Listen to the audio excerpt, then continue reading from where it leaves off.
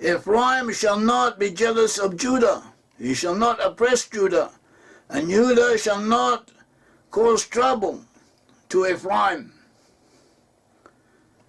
Then we come to the verse that we are looking for. It says, so up until now he has been speaking about the future reunion between Judah, that is the Jewish people, and the outcasts of Israel, that is of those 10 tribes.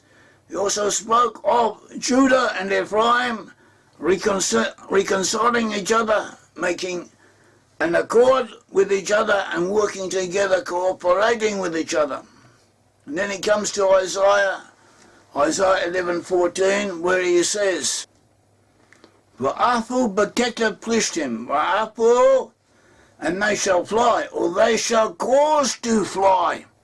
Plishtim meaning the Palestinians. The word Palestine is a Latinized version of the name Peleshet, meaning Philistine. When the Romans expelled the Jews from the Holy Land, from the area of Judah and from the whole region, they renamed the area Palestine, and that is where the name Palestine comes from. It is named after the Philistines. Isaiah, through the Holy Spirit, was predicting what will happen in the future, and he saw these people known as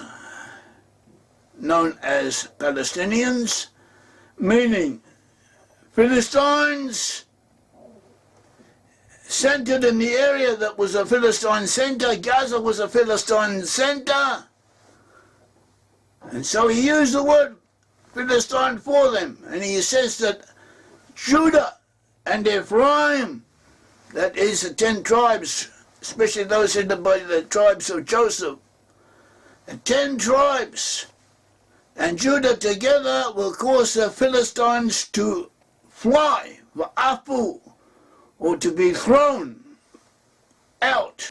Va'afu b'keta plishtim. Va'afu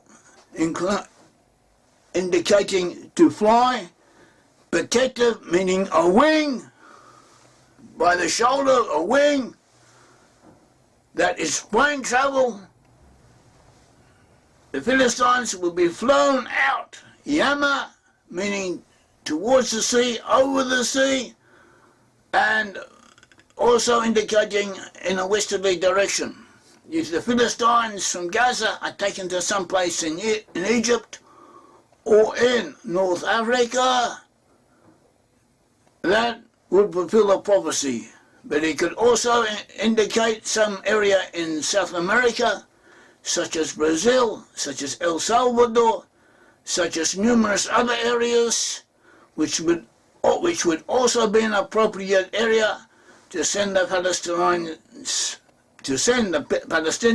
the Philistines to, and help them resettle there. Most of them would be glad to go. Their women and their children would be very happy to go. They too would reconcile themselves to the fact if they were taken and freed from their oppressors being their own people who from the cradle are teaching them to hate Jews, to want to kill Jews, to sacrifice, to become Sahidim, martyrs, in the cause of killing Jews, not just Israelis, but Jews anywhere. And not only the Jews, but also Americans and others, Western peoples, whom they want to convert to Islam by force if necessary, as they have done everywhere else throughout their history. At all events, this is what the Bible is saying. Afu b'keta plishtim, the Philistines will be flown out on a wing, that is by planes, towards the west, or over the sea, or both. It continues, they shall take booty, that is, goods, valuables from the peoples of the east, and Edom and Moab,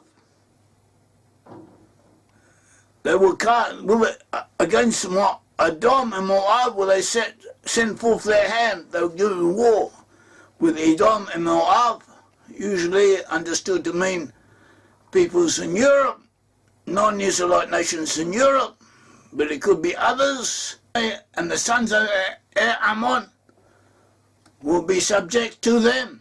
So this is interesting. As we said, these verses could have numerous possible applications.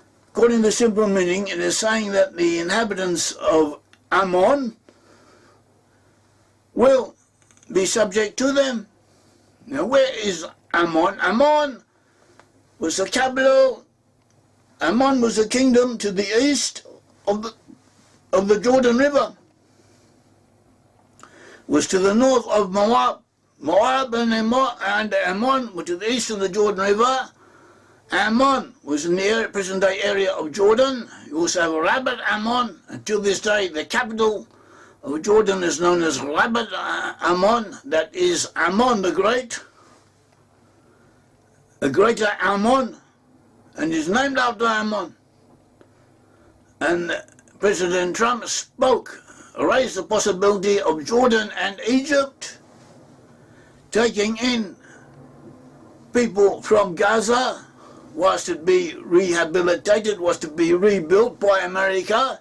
He said that America will rebuild Gaza from the ground up, destroy everything that has not yet been destroyed, and rebuilt on it a livable city, whilst the inhabitants will temporarily, he says, will be placed elsewhere. And he raised the possibility of placing them in Egypt and in Jordan. And both Egypt and Jordan were vigorously denied this possibility, spoke strongly against it, but President Trump is adamant that they will be brought round to consider it, because both Egypt and Jordan receive vast amounts of support, of material support, through money and goods to keep them, to sustain them. And if they don't get that, they will collapse. So they really have no choice in the matter. They have little choice in the matter. And here is mentioned, Ammon is mentioned, that Ammon will be subdued. Ammon will be made to obey them.